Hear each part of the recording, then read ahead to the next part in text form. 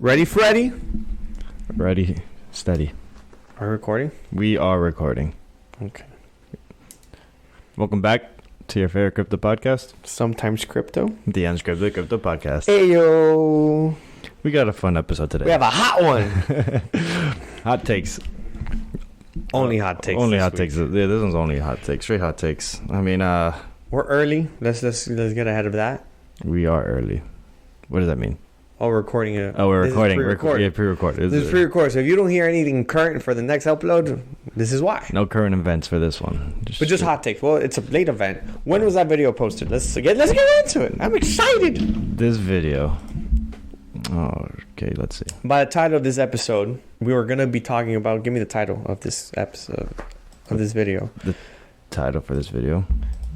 Wait, I'm gonna be honest with you. I closed that video right as soon as we finished watching. Why would you do that? Because I wasn't gonna be. I wasn't gonna risk it playing in the background and I was getting flagged Why would you for copyright. You wouldn't get flagged, first of all. I don't know. I don't know how it works. I understand that. It's a 5-second clip. Okay, so it's called. 10 It's called clip. "Crypto the World's Greatest Scam." Right? Posted by James Jani He seems like a nice guy. 2 weeks ago. 2 weeks ago. Perfect. He seems like a nice guy. Early this year, just beginning of this year. Yeah, starting the year. He started off the year. Started the year off. Shooting shots, bro. Shooting Man shots. had just went blah blah blah blah, and we're here like taking ducking So for fire. I do want to start off by saying that we will be criticizing this. Why this say video, criticizing? Because it is a critical review. That's not That's not what that. No, It's a critical review. you're not criticizing it. Well, yeah. That's an ugly word to use. Okay. Well, You're giving your thoughts and your perspective on Uh-huh. his takes. That's being critical. Yeah, you're not criticizing it. I know what you're trying to say. I'm saying the word, the way you said it, It has negative connotation. it's very negative. Okay. And it's not Well- what you're doing. 'Cause well, then, no. Yeah, then you're true. going against opening a discussion. Well, no. So no, that's what I'm getting at. Is like we are doing this episode specifically for engagement of discussion, and we're opening this up for that main purpose. I understand what you're saying. It does sound negative in connotation, but that's not necessarily what I'm trying to get at. This is definitely going to be an episode where we will be just giving our thoughts and opinions on what we have heard and the information that he provided within this very interesting YouTube video. So this is why I said don't use that word. I looked up the meaning. Okay. Indicate the faults of someone or something in disapproving way. Technicians were criticized for defective workmanship. Mm-hmm. Yeah, you're right. I understand that it has the negative connotation, but that's not exactly what I meant. Like I understand, but I'm saying the word that has that. Yeah. Thank you for bringing that up. Man, I'm trying to be. I don't want him to get upset because I don't want him to go. Because then someone could get upset from what we said. Mm-hmm. Now I don't want nobody to be upset. No need to be. No upset. need to be upset. We're going to talk about something that we to share different points of views on. Correct. And when I think he's right, I might say something he's right. Yeah. And if I think he's wrong, I'm gonna say you're wrong. Yeah, because there are times where I'm like, okay, There's a point I'm there. on board. I'm on board with this. I'm like, I agree with this part. Everything else, maybe not. But yeah. So, how do you come across this video? Schultz. The one and only. Yeah, so I was listening to a podcast, Andrew Schultz's podcast, Flagrant. Flagrant. And he brought it up. He's like, y'all go check it out. He does a better job explaining it. Because he bought into crypto. He had Pomp on. He goes, it is all a scam. And then he was like, yeah. And then Akash was like, is it? And then he was like, maybe the things you're buying into, if you're Akash, might be a scam. Because like Akash had almost all his crypto on exchanges, not in wallets or nothing.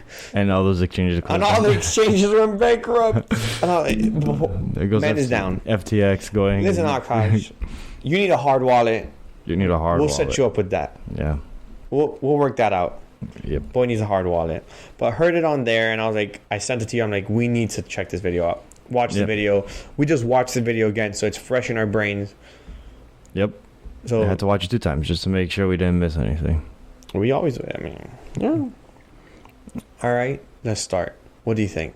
What do I Also, think? anyone who has not watched it, you definitely need to go watch it. Actually, that's a very important point to say. Go watch that video before listening to. Yeah, the you need to watch that first, then come back. Yeah, because we don't want you listening to what we had to say, then listening. Don't to formulate an idea before hearing his first, because it doesn't matter. Yeah, absolutely. Essentially, he offers a point of view where crypto is just the world's greatest scam, essentially. Yeah, that's like the biggest Ponzi scheme you've ever seen. Like he basically made the what I was looking for a word. Bernie comparison to like Bernie Madoff, like cryptos in general, to what Bernie did in his 17 plus years maybe of doing a Ponzi scheme. Correct. Yeah, he just calls crypto a big Ponzi scheme. With no inherent use case, nothing to be done, and it's just a machine to get people to pump more money into it and keep the dice rolling. Essentially. Yep. I mean, he brings up different things to try to like support this. The first thing he talks about is Beeple's 5,000 day project. The one that sold for $69 million. Yes, $69 million, correct. In ETH. In Ether, yep. So like the ETH value had $69 million worth of equivalents. Mind you, this piece of work was selling at auction. It wasn't a fixed price. It was an auction. It was an auction price, so people had to bid for this. So the price just so happened to end up at that price. It started at $100 value. Yeah, I mean, it just got there. It just got up all the way up to 69. So why is there controversy behind that purchase? Why is there controversy behind that purchase? Well, firstly, that purchase started the whole like NFT trend, like market, like just blowing up. But the reason why the controversy was there was because the person who bought it, Metacoven, was already an established crypto entrepreneur who had most of his, all this money that he used to buy, all this ETH that he used to buy the thing. He already had it made. He already had it, yeah. So like essentially, like from what I saw was the argument there was like, oh, this guy made money early on and he just ended up buying this piece of painting with ETH that's worth way more now. So for an example would be he could have, an example, not saying he did or didn't because we truly don't know, like there's no real fact checking where he got the ETH from, but essentially he could have bought ETH real low early on at its like, you know, when it first came out, $50, $10, $20, whatever the price whatever at that time, whenever he decided significantly to buy it, less than $1,000. And then when it got to, and then he just so happened to already have the ETH accumulated and then just bought it at that new price. So that's like the first thing that he points out is like, this purchase was not made in US dollars, this was made in already generated crypto wealth. And then he also makes a point of that to buy any NFT or anything like that, it has to be in crypto. In crypto of some sort. Yeah. Typically that's how it goes. Typically. You can also buy in a stable coin. Yeah. Which is still crypto. But just putting that out there. I mean, you could also buy an NFT in cash from someone and they can send it to you to a wallet address. Also true. Well, yeah. That's why I say typically, because most transactions will happen on the chain. Blockchain because it already makes more sense. It's just easier, yeah. But he goes on further by saying that Metacoven was to be revealed as Vignesh Sundar. Butcher that name, buddy. Sundreesen. Just butcher it. I'm glad you wrote it down, not me, because I knew I couldn't say it. Yeah. Not only did I write it down, I also my handwriting's crap, so I don't know if I wrote easier, whatever. Vignesh had already had prior contact to people. Yeah, apparently they're already in communications for other projects or other things, so they already knew who they were. Yeah, they already had a working relationship. But not only did they have a working relationship, like Vignesh had he was also working on another project. He was working on another project, which he talks about later on in the video. So I don't like how he separated the two, because I think since they're so hand in hand. So the other project was I think the reason why he did that, sorry for interrupting, but I think the reason why he did that was for like to give context on like other stuff before getting there. Yeah, but, I'm just saying I appreciate it. I get it. Because it's all about flow. It jumped around. Whatever. But he bought up a bunch of people's artwork early on for like $2 million and something, close to $3 million.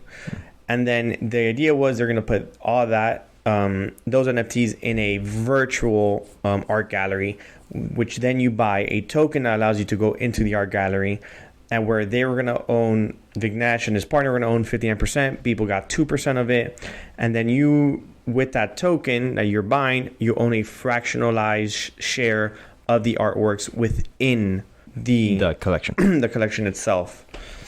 At which people immediately said he didn't think other artists would like that because you're selling off more of their art at fractional prices. Yeah, that is a ICO.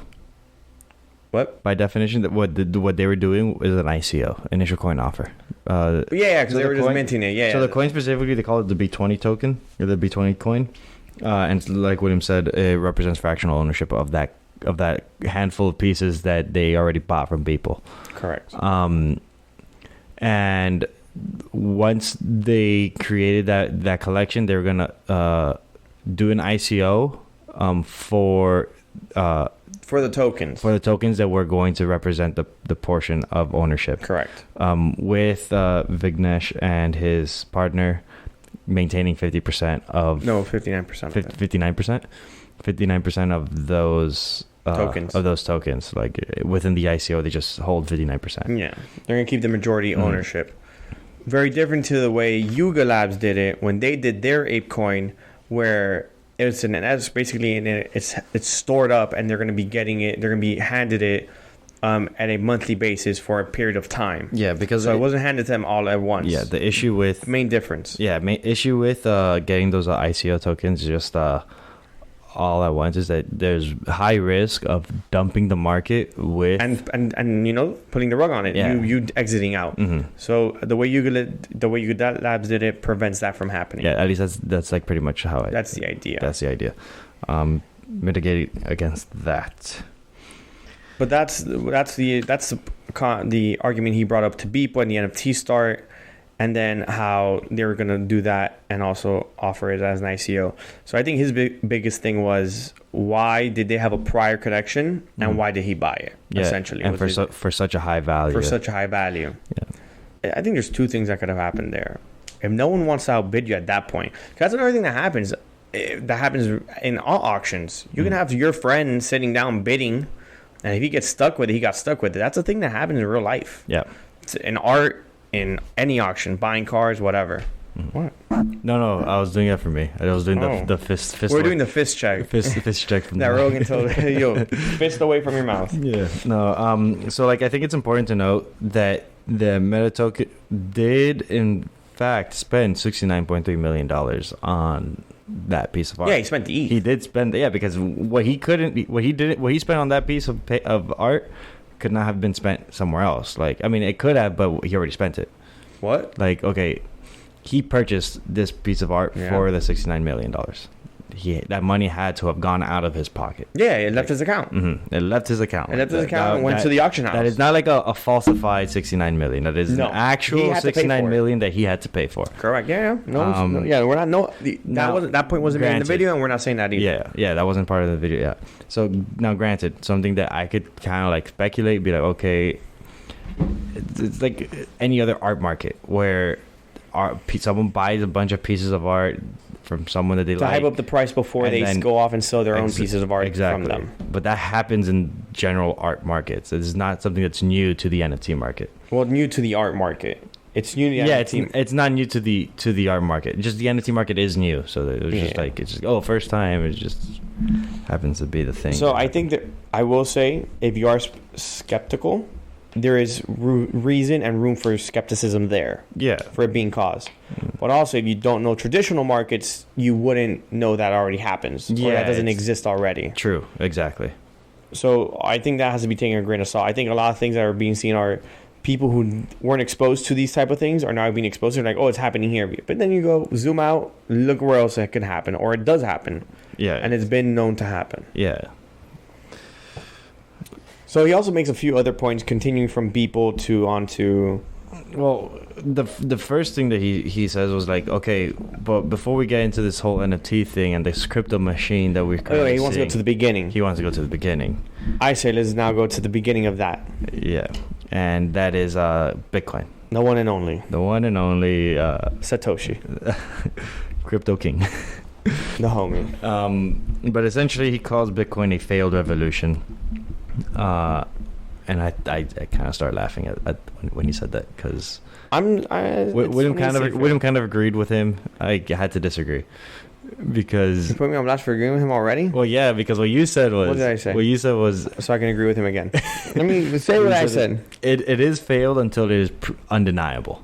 Oh, I did say that. Yeah, you're right. Yeah, that is what you said. So maybe that wording is wrong. What I will say it's still not an undeniable asset. Yeah, it's still not fully proven. It's not mainstream. It's not mainstream. It's not fully adopted. Is what I say adopted. I just don't think are sufficient use cases yet fully implemented. I think we're getting there. I think there's room for it to continue to go. You're talking about crypto in general or Bitcoin? I'm talking about Bitcoin. Okay. I'm talking about Bitcoin specifically. The crypto market in general has way more room to grow than Bitcoin. Bitcoin to me has made the most amount of investment.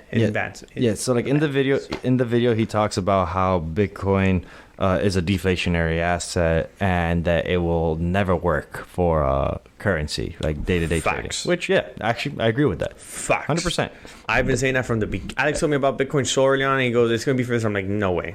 It doesn't make sense. It's just too, at least you're not gonna want, like, they made the exact point was made in the video. Why would I want to spend it if it's supposed to keep on being worth more? Mm-hmm. Which is 100% a fact. If it's that deflationary, exactly. Which makes sense at the current moment. It's just very volatile. Yes. Also, the fact that people are saying you bought that current market. There are people who bought the highs of highs. And now we're in some of the lowest that we've seen in a while. I want to be clear. So is the stock market. If you bought 8 months ago, any stock, you're down. You're talking about crypto? Bitcoin? I'm talking about in general. Both. In general. Both stock market. Anything you bought 8 months ago at peaks are no longer there. Mm-hmm. So it happens in both. Yeah, of course. It's not specific to the crypto market, or it's not specific to one or the other. Mm-hmm. Or the other, yeah. So he continues to talking about like how he mentions how the Winklevoss twins, who were they co-founders or did they just happen to be early partners for Facebook?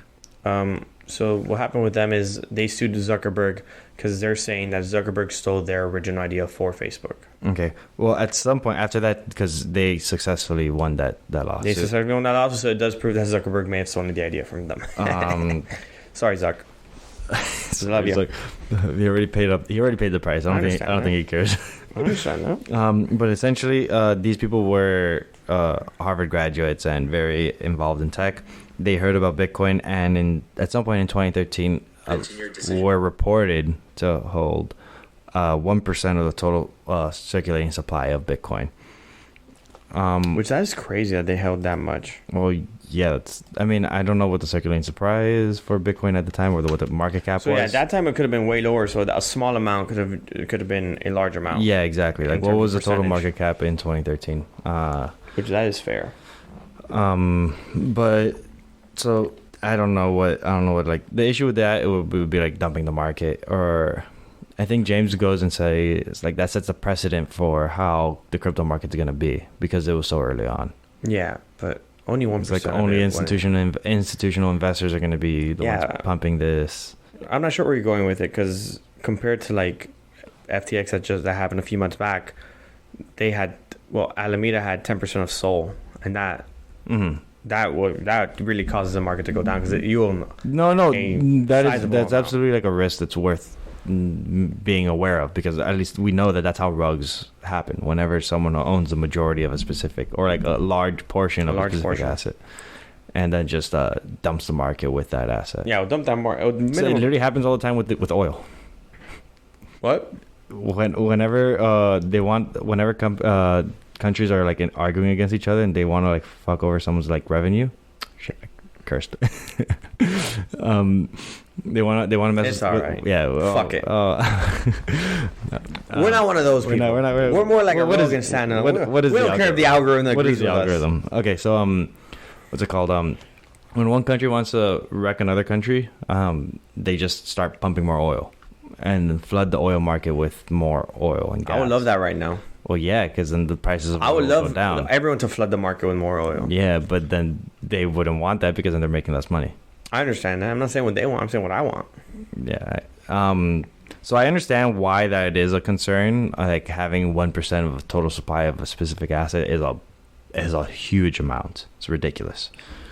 Specifically Bitcoin. I don't know about that time frame. It would have been a huge amount. Like 1% of 21 million is what? Is a ridiculously large. William, 1 Bitcoin is a ridiculously large amount of Bitcoin. 2,100. Marco Saylor owns more than that. 200. No. Oh, I said 2,100. Yeah, no, that's way low. 200. 2,100. I don't know. My math is. I haven't read the Business Almanac. What? Business Almanac. I don't think that's a thing. You're a funny guy. Market value of Bitcoin in 2013. I'm curious. Bitcoin price in 2013. So 1% of 21 million is 210,000. 210,000. Which is more than which is slightly more than what Michael Saylor has. Michael Saylor earns more than that. Yeah, 230 some thousand. Roughly. So Michael Saylor owns 1.2%. Yeah. That's a ridiculous amount of fucking Bitcoin. That's like stupidly large amount. Imagine we're saying these numbers and they're wrong and it's actually like 25,000 Bitcoin. What do you mean? Like, is it he doesn't own that much Bitcoin? Doesn't own 21,000? Well, like MicroStrategy owns. MicroStrategy. Yeah, MicroStrategy owns that. It's a whole company. No, I'm saying what if we're wrong and MicroStrategy doesn't own that? It owns a little. It owns less. I don't need to check that. No, Bitcoin Treasury. I already have this right here. MicroStrategies has currently, where is it? 132,000. 132. We're off. So off. We doubled it. Yeah. So they own 0.5% of all half Bitcoin. 0.5% of Bitcoin. Yeah, actually, specifically of the 21 million, 0.631%. 0.631%. That was close. Yeah, BitcoinTreasuries.net. We talked about this tool earlier. Oh, we did. Yeah. That's not out yet. Well, by the time you hear this, it's out. Yeah. What's it called? So yeah, I mean, like I understand why he brings that up. Winklevoss twins owning 1% of all. Do you think it? But it's speculated. But yeah. Continue. Do you think if you sell 1%, you can tank the market like you saw? Yeah, absolutely. That's a whale. That's huge whales.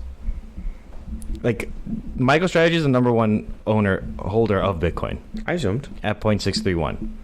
There's other people with like whale status that are known to flood the markets, and you could see like literally today, like what happened today. The market for Bitcoin crashed for a little bit. I don't know what caused it, but I wouldn't be surprised if it was a whale who did that. You literally, off air, we literally talked about the market's crashing, and you said, "Oh, it's because the company went bankrupt today." Oh, true, we did talk. I don't know, bro. You are wild. We did talk about that. He literally says that like 30 minutes ago, and he literally goes, "Oh no, I don't know what caused it." He told me what caused it. No, yeah, there's two things that happened today. He literally says this. There's two things. One of them being Genesis is filing for bankruptcy or filed already by the time this is out, and should be further ahead. So we're gonna have when I get back, we're talking about that. Don't worry about it, guys. We'll cover it. And then the other thing was the DOJ. Yes, the DOJ did a press conference. Press conference. This guy's funny. Yeah, no, I had a lapse. I'm sorry. A lapse? You literally forgot information. Yeah, it's called a lapse. Nah, it's called a time skip, my son. Let's go. Woof. All right. So going back to what James said about Bitcoin not working because it is a deflationary asset and it will never work as a currency. 100%. Yeah, it's more of a store of value. At least I agree with him. That's kind of how I see it. Store of value seems better. Like it's not something that it is an asset, and with any asset, at least my standing is you don't want to get rid of your assets. Unless you're trading, unless you need to trade it for something of equal or greater value, or you're in a pickle, yeah. I need to get out. I need funds fast. Yeah, that's for the equal value type thing. No. Oh yeah, if you need to get out fast and you sell there's no equal value when you get out. Then you it's sell at the price you can get for it quick. Mm-hmm. Which is what happened with people started like having their calls. Their what's it called? Margin calls. What happened with margin calls? When margin calls started coming around and they're like, oh, I need to pay stuff off. They start liquidating assets, flooding the market. That's different. Yeah. No, that's the general market. That's a little different. But he also talks. He also goes over Bitcoin's wasteful energy, which I agree with him. I 1,000% agree with him on that. So like, here's the thing. I can't deny that Bitcoin wastes energy. He presents it as a bug and it's not a bug. It's an inherent feature. I don't know if it's a feature. I know it's waste when trash. That so much of it goes to waste. Produces a lot of the energy goes to waste, but that's because that's a security measure for keeping the Bitcoin blockchain secure and valid.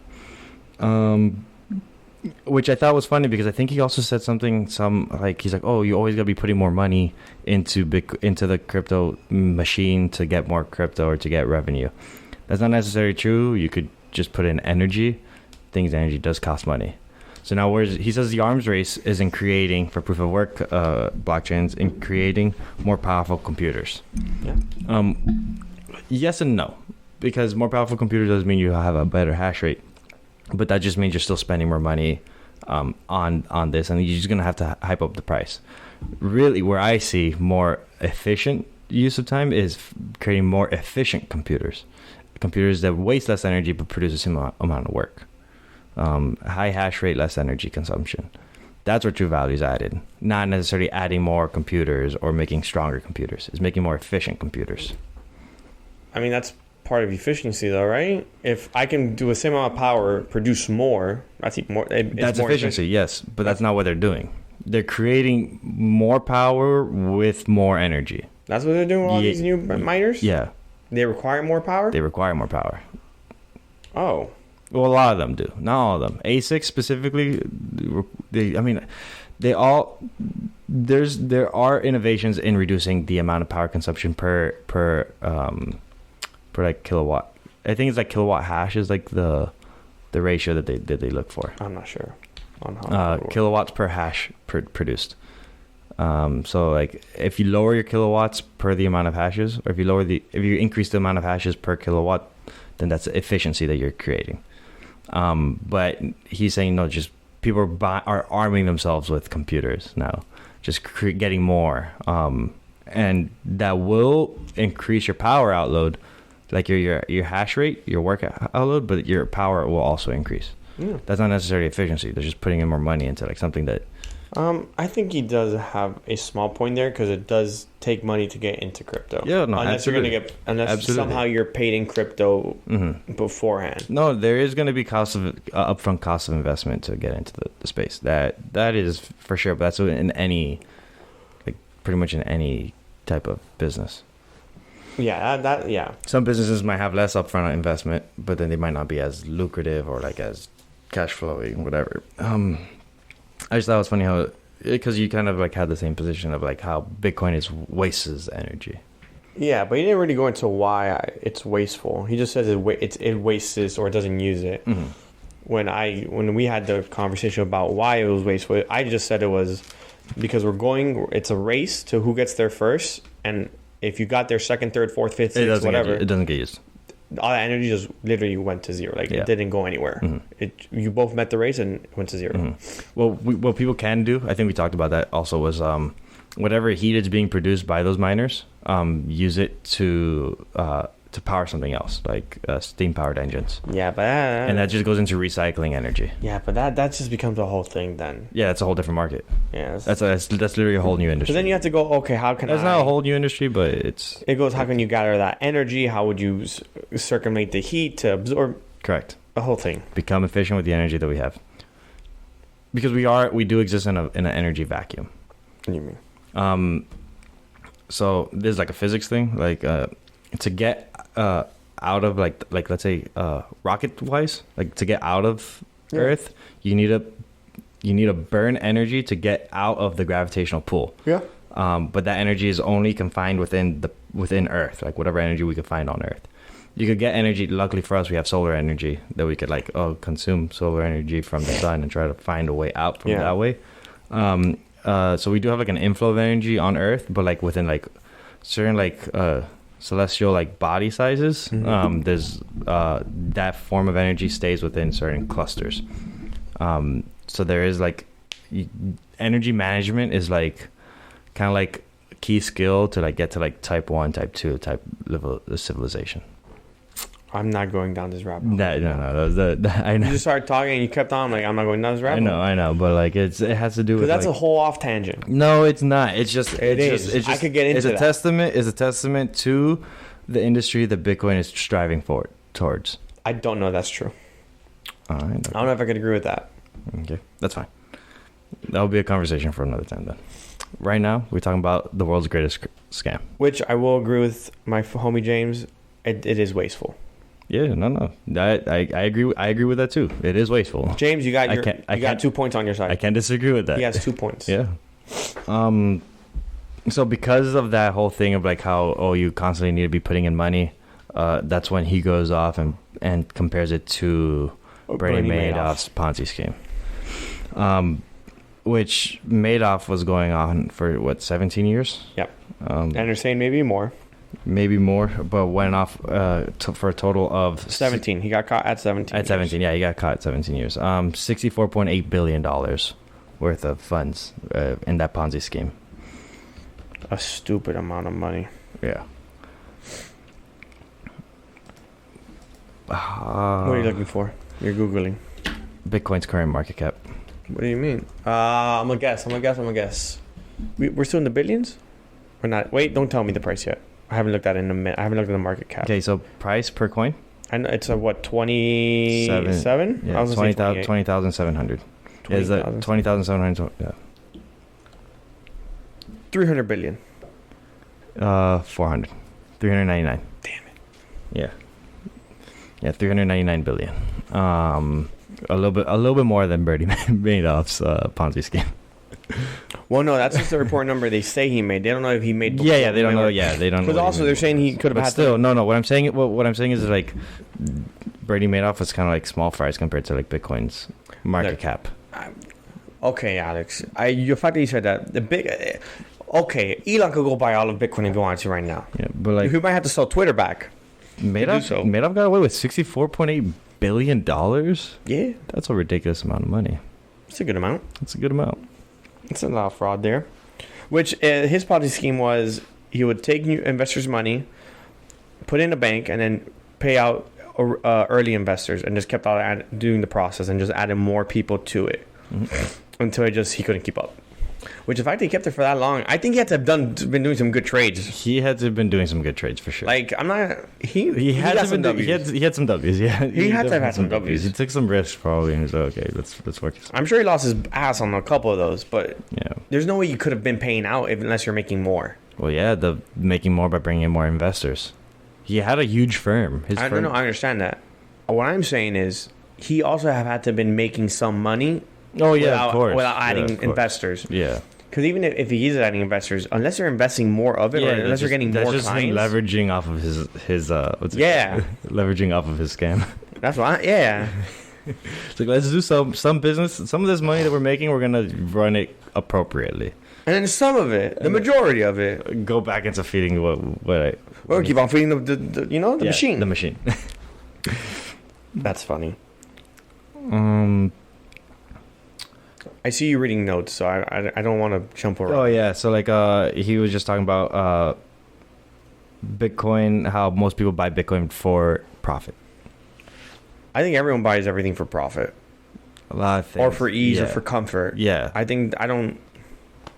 There's nothing to be said there. Yeah. That's everyone. Yeah.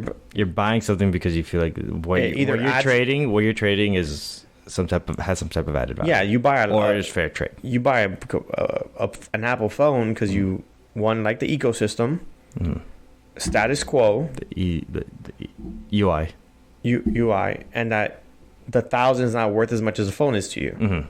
Yeah, or whatever the price is. That's typically how trades go. That's everywhere though. Mm-hmm. So that argument to me is just like null and void. Like that's everything.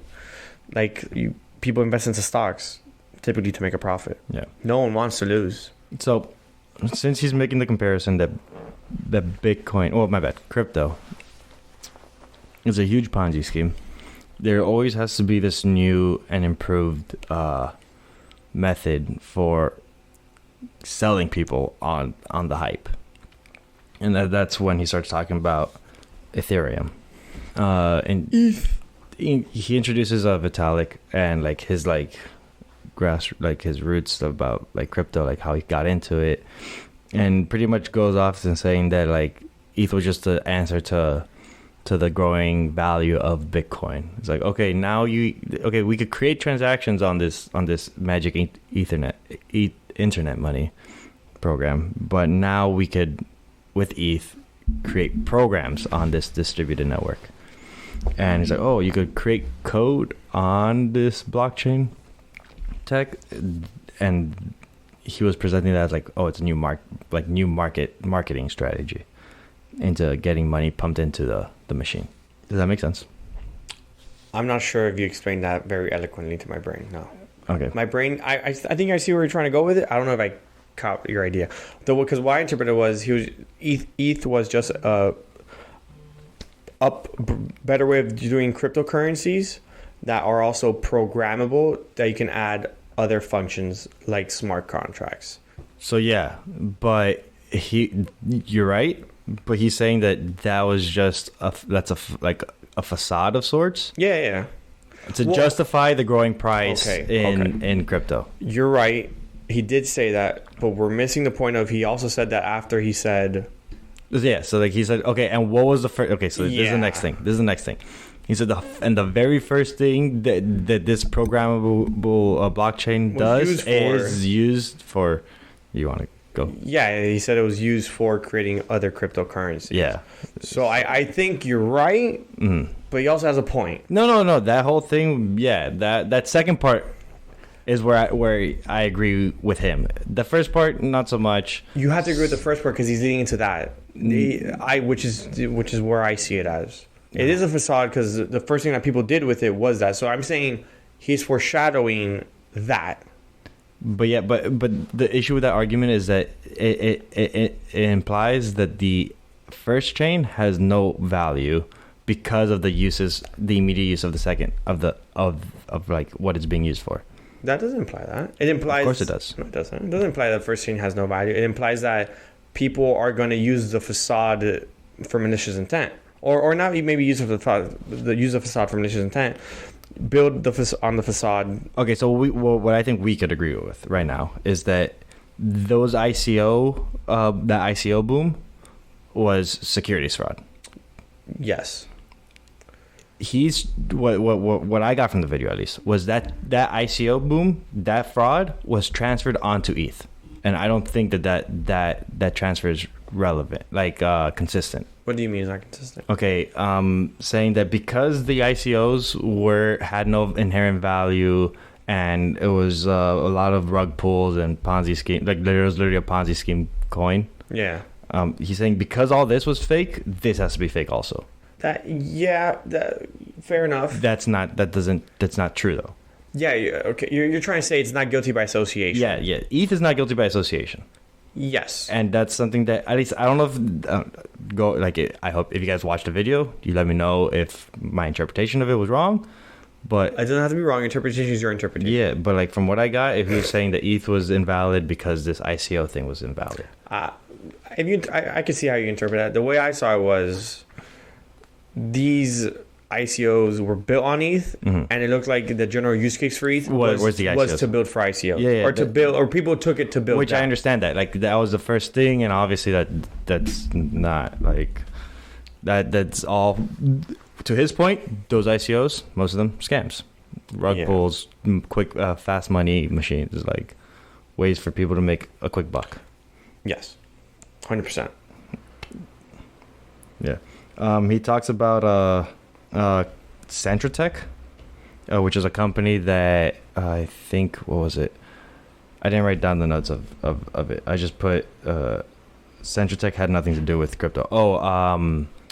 So specifically, my bad. I said that was very vague notes, but essentially Centratech was a company that was to help process payments, and that they said they had partnerships with Visa, MasterCard, and stuff like that. When they had no... Okay. And that their CEO wasn't even real. Centratech was a company created that was a pure scam. Yeah. They had no true CEO, that they lied about having partnership with Visa and MasterCard. And then when it all came to light, one of the founders was then, if I'm not mistaken, taken to jail for scamming and lying about everything that that they said. Yeah, there was no true partnership. It was a scam from beginning to end. It was only, and they raised like $6 a couple million of dollars, like $60 million. They raised a few million dollars, 30 million, 32 million, or something like that. And then it all went away. And while we were watching, we made the comparison similar to how FTX did, saying that their money is being custodial, is being safe, and not being harbored. Yeah, it was like $32 million. I then said they only stole 32. They didn't steal 8 billion. Mm-hmm. Yeah, so that's just which we then made the point of bad actors are going to be bad actors, no matter with the industry. Correct. So if someone's going to lie, they're going to lie either way, and you're going to get scammed either way. Yeah, because not everyone, even if you do diligence, that scam was just because there were scammers scamming. Exactly. It has nothing to do with blockchain technology not fulfilling on what blockchain technology does. Which, if you want to say that it could have not happened if it was a regulated company or this and that, and the third, I don't know if it's true because it happens now. Maybe not as much as it now does, but yeah, I don't know. Scams still happen. I don't know if an IPO is going to be a scam like that. That'll be wild if one does happen at this current rate. Not like, we're going to talk about it in a little bit, but like, early 2000s. Mm-hmm. With that .com boom, you know what I mean? Yeah. So after Central he goes in talking about CryptoKitties and the hype behind CryptoKitties. Yeah, because he goes off saying the continuation of the hype of NFTs, mm-hmm. essentially. Yeah. Yeah. So after like the whole ICO thing was NFTs, the new packaging for the crypto. That's what he called it. A new way to push crypto forward, and a new way to market. Mm-hmm. He goes off and he actually explains NFTs quite well. Like that's which I think is funny. It reminded me of a whole another conversation I had with someone else about something completely unrelated. But that's why I thought it was funny. He goes into talking about how NFTs are digital assets that you own, represented on blockchain. Yeah, he just explained what an NFT was, like we've done in the past. But he goes off and saying that it's just all pushed by hype. Talking about celebrity partnerships, endorsements, which is true. Very true. But that they do this in projects that have no actual value, and that people do get hurt. Yeah, that's why those people get sued.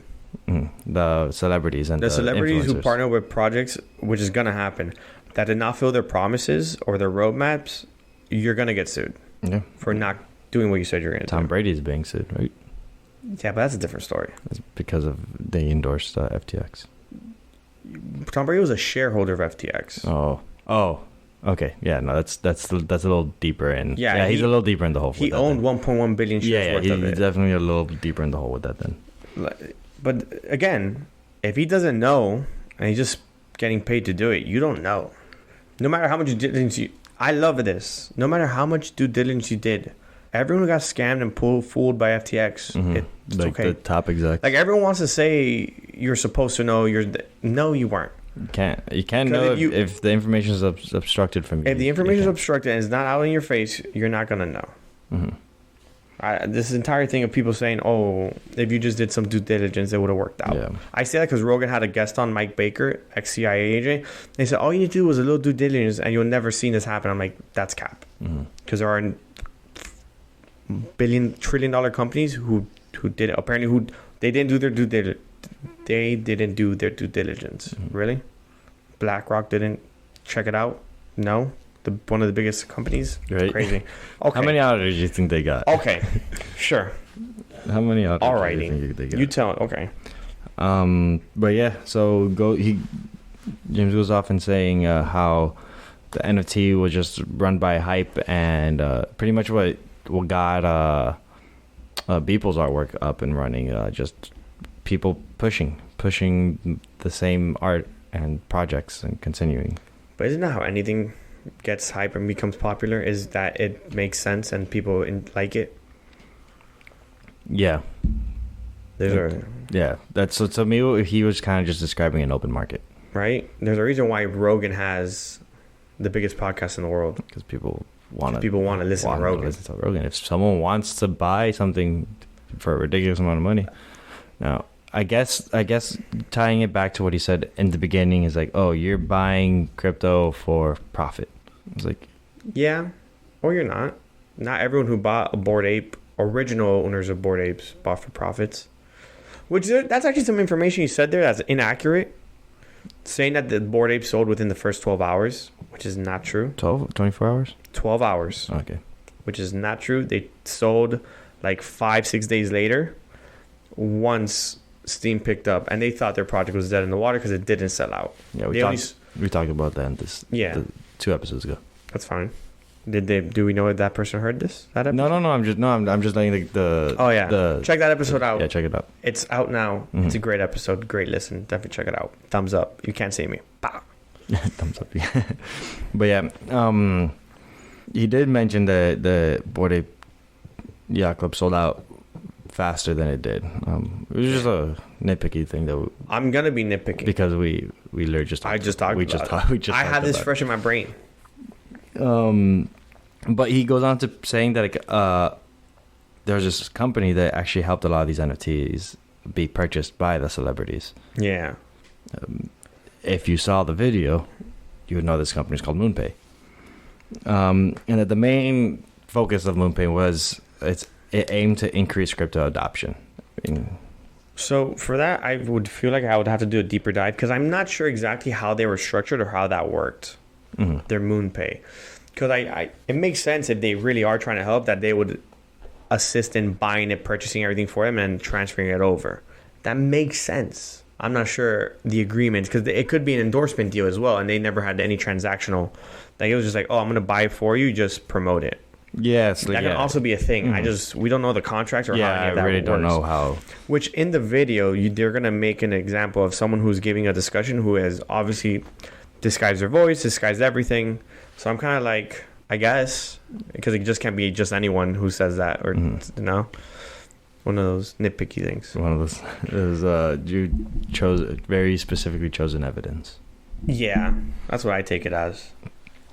He talks about Ivan Soto White, the CEO of MoonPay, and unfortunately for me, I wrote no more further notes on that, so I don't know on Ivan Soto. So I have no idea why I brought that up. You said what? The CEO of MoonPay. Oh, I know why you brought it. Okay, I got you. Okay, cool. So he is the owner. He is the CEO of MoonPay. So he was pushing the adoption forward.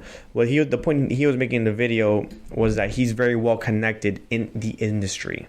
Oh, true. So his point was that Justin Bieber how he kind of gets into it was Justin Bieber bought an ape for 1.3 million.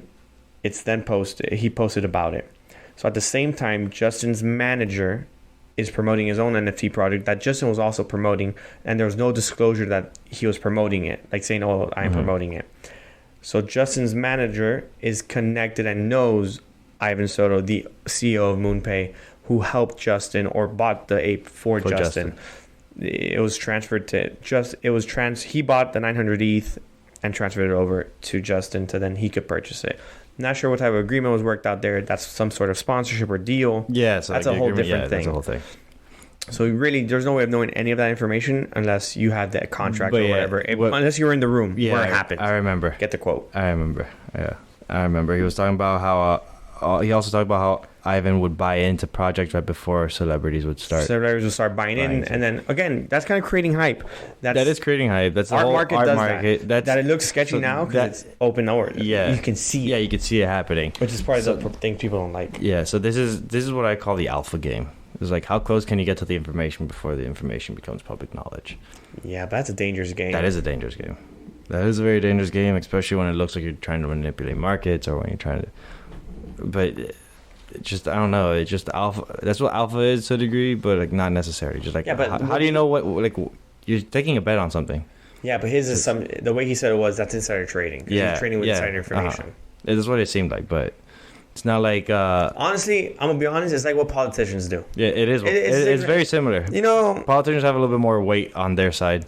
Be honest with y'all. If y'all want to get mad about NFTs and you losing money, how about politicians using your money to then make changes to then bet on whatever they want to do? How about that? And be allowed to do it. And then there's no repercussions for it. I think we can argue about both sides. I'm actually glad you bring that up because the next thing that he talks about in his video is about how this whole like.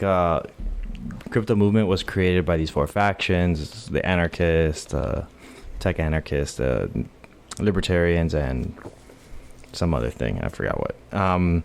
But he says that this entire movement is pretty much goes against all law and has nothing to do with law because law inherently needs third parties to regulate it and to be intermediaries for anything that happens versus the current like crypto space where code is law for some transactions.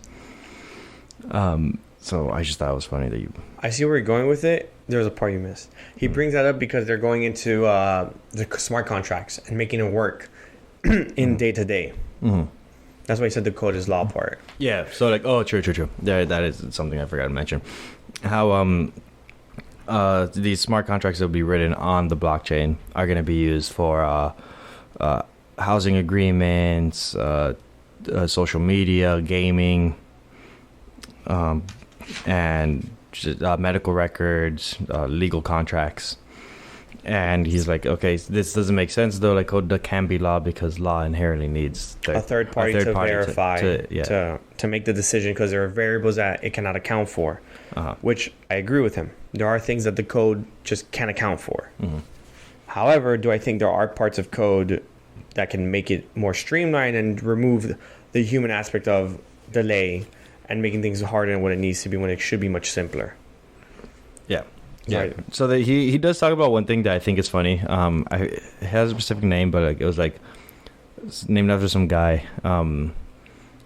If someone says that they could fix X with blockchain, then they don't truly understand X. Oh, I know. I see who you're quoting. Which I thought was funny because that is very like it's easy to say that because it's true. Like you could very easily try to replace some type of current problem and you could solve this with blockchain, this on blockchain. And if you say that, then you don't necessarily understand the inherent issues with that specific topic. That's the CEO of the VC he's talking about. Which I thought it's accurate to a degree because like there are things that can be fixed or like improved upon with blockchain, but it's just very difficult to do so because there are a lot of nuances with certain things, like titles for properties, for example. Like, at some point I do see titles for properties living on chain. I think that's the easiest one. That is the easiest one. That's why I do it. But he said that's a hard one. I'm like, I think that's no. I think that is the easiest one, and yet I still see a lot of difficulties with it. Like liens, for example. Like, okay, how do you mitigate liens if someone has a lien on the property? Who becomes the owner? The person who owns the NFT, the person who has a lien on the NFT. The owner of the lien, because once you pay out the lien, is because you're taking ownership of the house. That's what it is. But like, okay, but that person who has the property is still technically the owner. They had to pay off the lien. No, NFT has to be removed. The lien needs to be removed. No, the NFT. So there's going to have to be a way. So there's only a lien if you haven't paid your taxes on it. So that goes to the NFT having to be able to be retracted if you're not keeping up with payments of taxes. That's a tax lien, specifically. Liens could come from like a non-payment of the property. Not property taxes though. Of the mortgage. Of the mortgage. Then in the contract it would have to be written as. That'd be an investor So there's like multiple liens. Like a property could have more than one lien on it. Yes. Okay, yeah. I don't know. Like you're right. It is the easiest one, and it's it's because it's so straightforward. Yeah. But it's still something that has a lot of kinks that need to be. I think the kinks are making so that you can retake the NFT if the person's not paying. That's what happens for foreclosures. Yeah, that's exactly. But like, how do you force? So it wouldn't be forced. It would be in an escrow account. Yeah. You wouldn't get the deed. It'd be like a multi-sig wallet. A multi-sig escrow account, yeah. Because until you don't pay off what you owe, the deed wouldn't be yours. So the NFT wouldn't be yours until you pay it off. Once that transaction is paid off, it then gets transacted to you. Yeah, because like the only reason why I bring this up is because you could it's very easy to say, oh, your deed of a property would be represented as an NFT. Very easy to say that on the blockchain. Property deeds on the blockchain. Yeah. But there's more nuances to this, which is why I agree with that statement. If someone says you could fix this with that, with the blockchain, is because they don't fully understand it, unless they actually go on and describe headaches that they will see with that project. Yeah. I think his biggest thing was that crypto's not being revolutionary. Essentially, that's the main thing I heard him say. And I just thought of, you're right. there won't. I don't think there's gonna be crazy revolution done yet. But if you take everything slowly on chain, you can make it more streamlined and easier. So I think the revolutionary part would be you as a consumer get an easier product to use. But there's a harder adaptation to get there since it's so new. Yeah. And there are. Yeah, I feel like the use cases that will really like sort of like be like where he wants it to be, where it seems like he wants it to be, they're not going to be around for like another 5-10 years. Yeah, it'll take a while. It's going to take a minute, yeah. But when they do come, it's going to hit hard and it's going to hit fast, I think. Again, it's all speculation. But talking about the smart contracts and like continuing on from that point, he goes on into talking about Axie Infinity, play to earn game, because of I think it was A16Z's involvement into that. Yes. Pretty much saying how this is another like the next like just money way to feed money into the machine.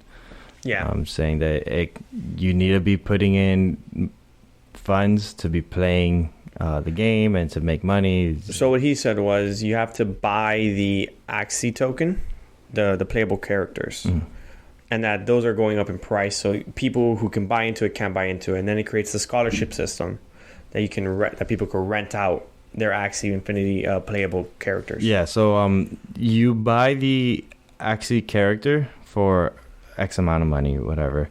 That value ended up growing quite fast because the game just became popular. But then on top of that, playing the game, you earn this thing called Elixir. I think it was called. It wasn't called Elixir? No. What was it called? I don't know what it was called. I know it was an Elixir. Okay. It looked like an Elixir. It did look like an Elixir. I'll give you that one. Okay, so you would get this like potion looking type thing.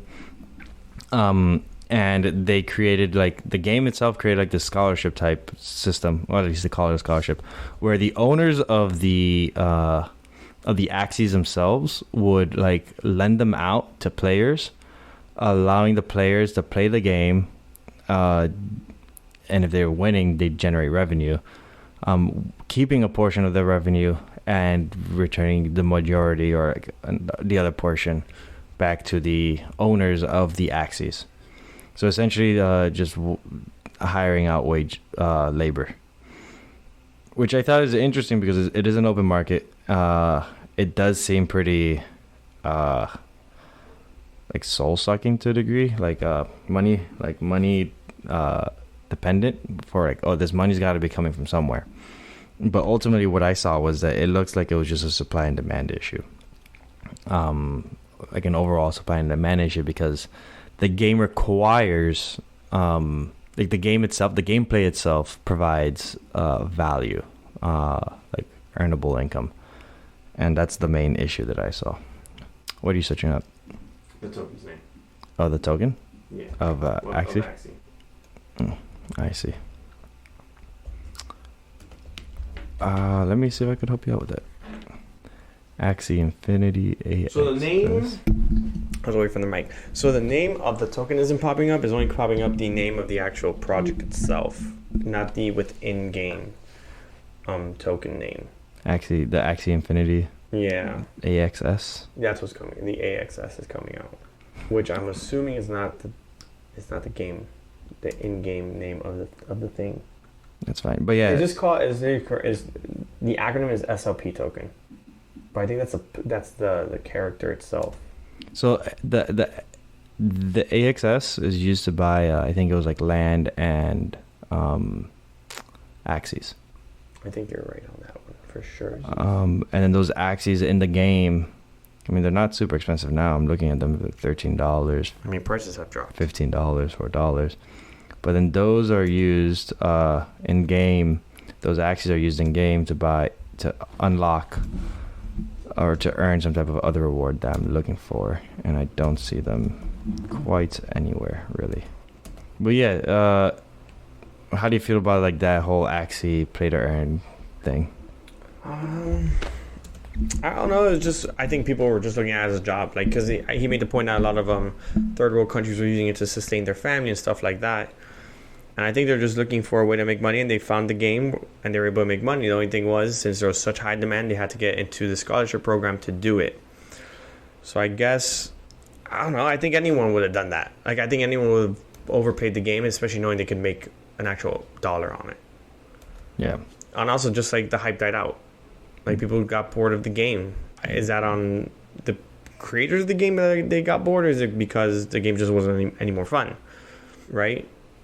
Which I think it's hard to keep a game interesting for like long periods of time. Yeah. If there isn't more innovation, more things being added every time. So I guess it just comes with the territory. Plus, they're also the first game to do it, so someone has to do it first. Yeah, someone's gotta do it first. Someone's gonna fail at it. Someone has to fail have some or some make type of like key error. Yeah, to it, and then go from there. So I guess you'll just go from there to, I guess, what Yuga's doing that we talked about. By the time this comes out a couple weeks ago now, what Yuga Labs did with their ApeCoin and what they want to do with their metaverse to be able to play in game from other and bring in other NFTs into the game or to their metaverse where you're going to be able to play and continue moving forward. So I think it's just a mix, man. Yeah. So what I saw is I see the AXS and SLP tokens within the Axie Infinity ecosystem. Right. Yeah.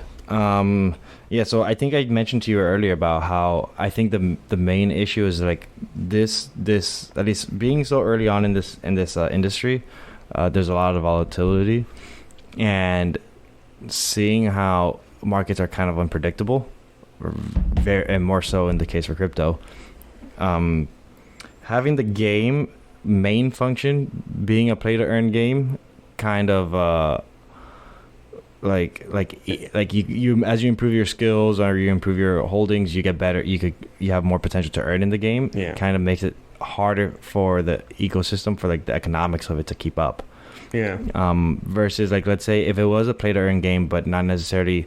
You earn the weapons. Instead of earning better, skins. Instead of earning better weapons or better characters, you just earn purely aesthetic stuff. Skins, for example. Skin won't make you a better player, so it won't necessarily increase your earnings. You will earn something because you unlock the skin or something then aesthetic. Someone's willing to pay for that skin. And then so now you have an asset that you could either keep or sell off, depending on like the rarity or demand for that asset. Versus, if I play this game, I instantly make money. Like that requires a constant feed into that system. Mm-hmm. And because it was so lucrative, people just wanted to get in, and obviously someone's losing money. Someone's good. Yeah, someone's losing, and it's more likely for someone to go into that game to make money than to just play the game. Yeah. Versus like, the only thing I get out of this is something aesthetic. Like I gotta like the game to like keep on playing, just because like I'm not. My skills are only getting as good as I'm getting. But my like output isn't necessarily increasing. Yeah, but if you're just lucky and get a rare skin, you can sell it. Yeah, but that's just a skin. But that doesn't mean that like, okay, in this particular case for Axie Infinity, you could get a crazy powerful like Axie, and that'll make you'll have better chances of winning in the future. Okay, yeah, I see what you're saying. So like you're incentivized to keep on like trying to get better at it, or like getting better monsters essentially. Mm-hmm. Yeah. I can see that, but yeah, it is called SLP though. SLP, yeah. But you were close with the name because the full title is Smooth Love Potion. Smooth Love Potion. So Elixir isn't far off. Elixir, potion. Yeah, I saw it. It looked like an Elixir. It's not far from Potion. Yeah, but yeah. I think that pretty much like covers all the notes that I have about his video. Okay. So what do you think about his video? He made some good points. Like some of the information he put was quite accurate. They're just like, I just think there are some like fallacies in the arguments. What does that mean?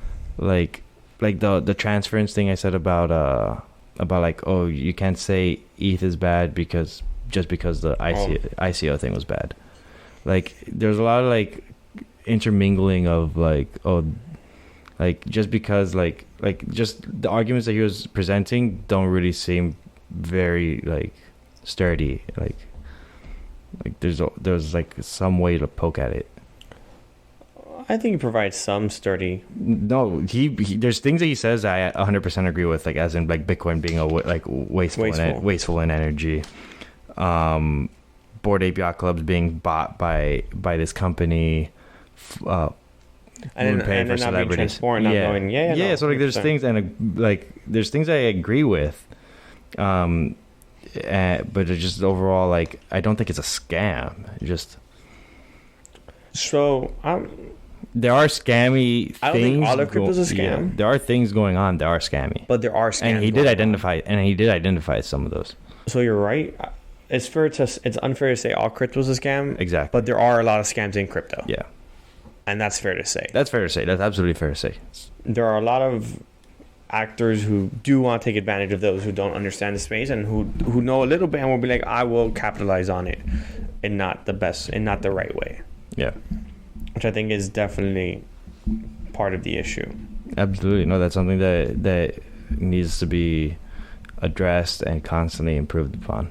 Like us as people in the space and people wanting to get into space, being aware of certain situations and what, like,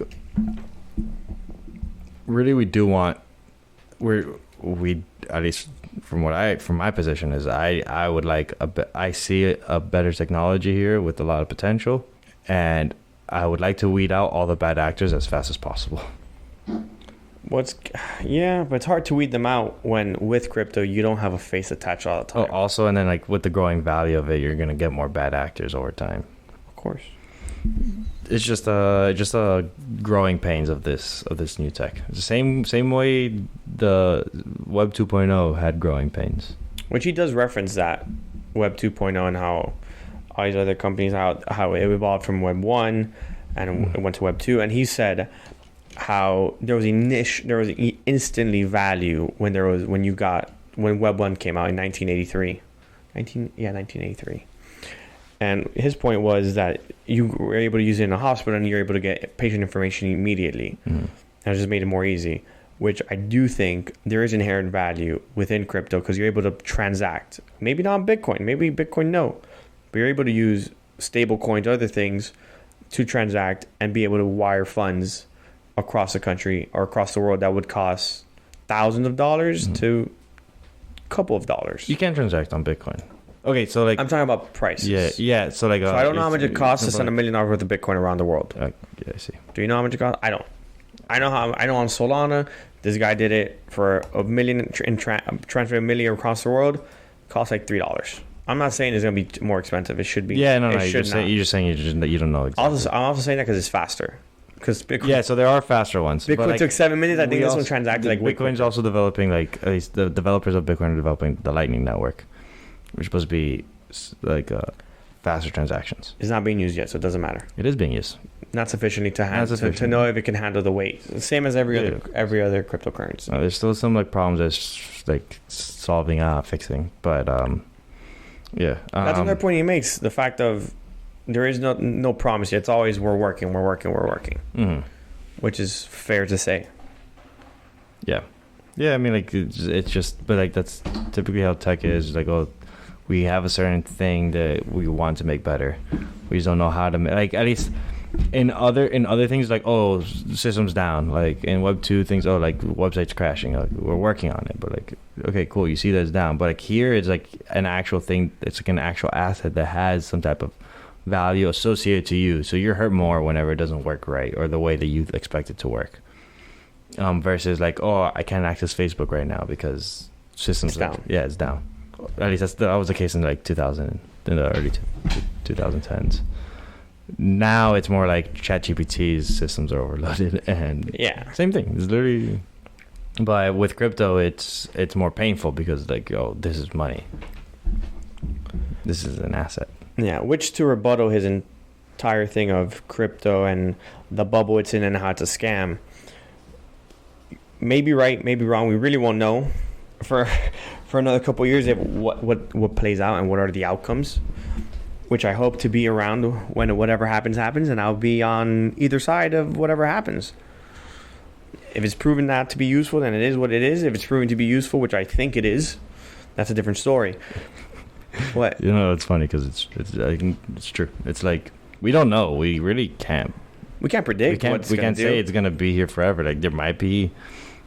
Everything can be washed away tomorrow, and a meteor hits. We're gone. Meteor hits, and we done. Reset. No Bitcoin. What are we gonna do? Yeah, no Bitcoin. There's nothing to do. Or supercomputer. What's it called? It's gone. But what I'm saying is, we're gonna find out it's gonna play out, whether we want it to or not, and we're just gonna see what plays out. And you're just gonna, whoever you are, you're gonna have to adapt from there. Yep. But something I didn't quite like, how he kept on making those comparisons of, oh, crypto hasn't done anything yet, and that it's a scam and this and that. And investors are losing millions of dollars. Mm-hmm. I'm gonna make the comparison now because I worked on it and I already read up on it. So now I know. So did .com bubble. Internet was coming out in 1995. It was becoming 1993. Actually, Amazon came out in 1994. In 1996, Gary was getting online. All these things occurred throughout the entire process. IPOs were a thing. You're seeing companies go up 400%, 300% on IPO day, launching. And then 2.5 years later, they were worthless. They bankrupt. People lost, the market lost trillions of dollars in that time frame. Crypto, yes, lost a lot of money. Crypto's an entire market, if we're not mistaken, was close to $1 trillion, Bitcoin being the majority. It's still, compared to that, still there. Still crypto as a whole is alive, getting better. So I would say take everything with a grain of salt. It's a new industry. There's going to be people who are going to take advantage and try and make the most amount of money you can. So to answer your earlier question, there was actually just I was on the Block Explorer, blockchain.com for Bitcoin. There was a last block.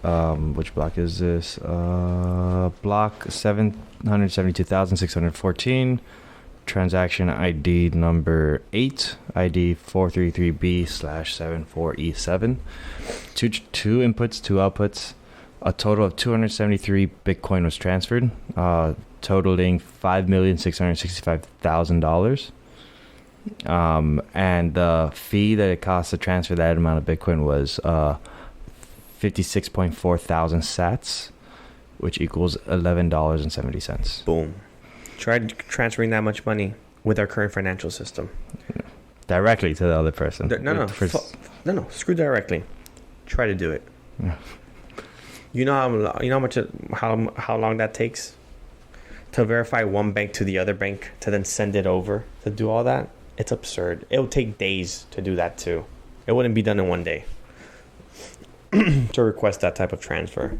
Yeah, that was two inputs to two outputs. Like it went to two different wallets. I am seeing another transaction here that has 448 wallets. Wallets that it sends it to. Mm-hmm. So it's like just like 3 inputs, 448 outputs.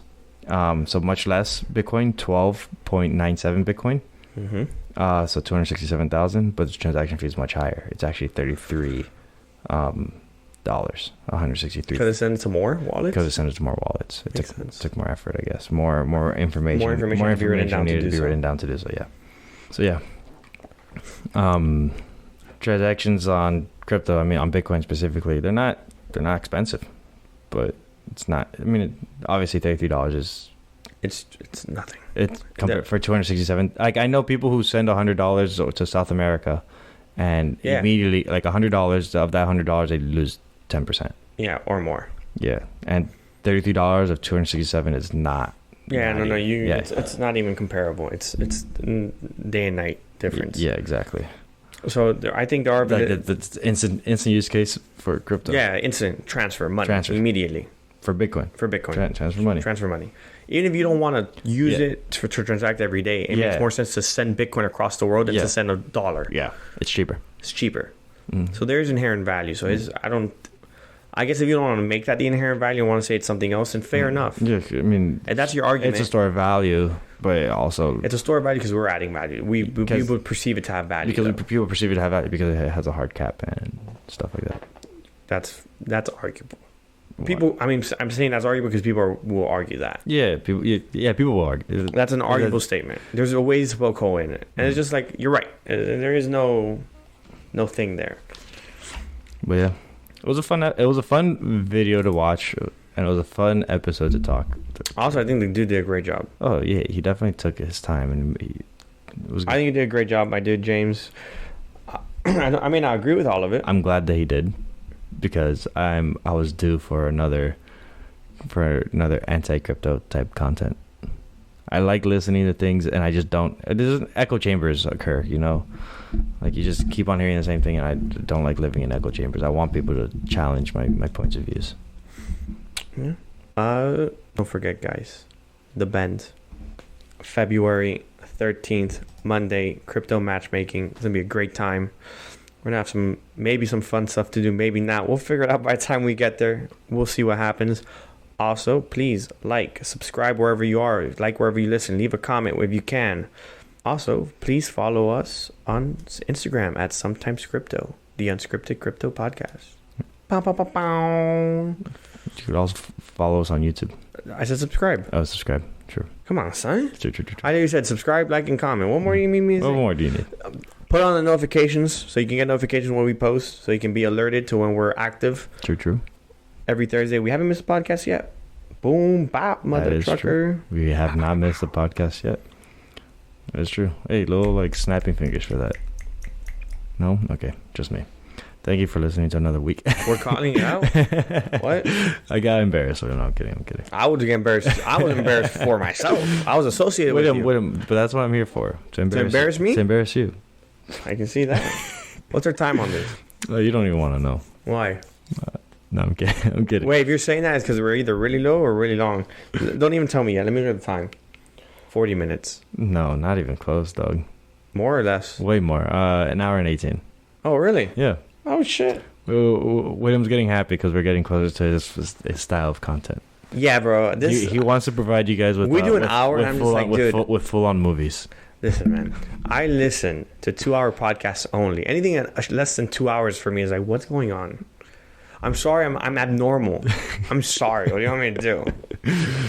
I have to remind him. I was like, bro, you just consume a ridiculous amount of podcast content. He's like, no, it's just not. It's like, no. I'm like, it's not that ridiculous. It's an echo chamber type thing.